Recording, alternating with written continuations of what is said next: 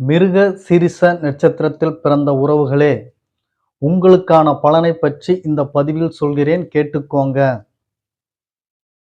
சுத்த தமிழ் வீரன் ரத்தத்துல ஊரும் சங்க தமிழ சிங்க தமிழ எத்தனையோ நாடு சுத்தி வந்த ஆளு, புக்தி இருக்கு சக்தி இருக்கு.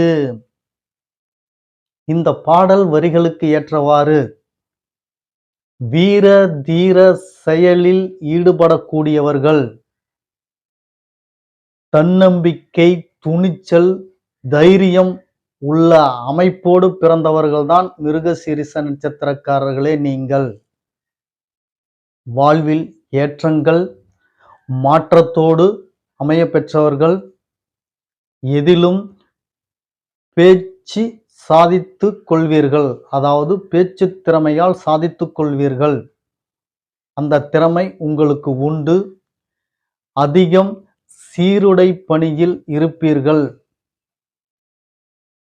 மிலிட்ரி,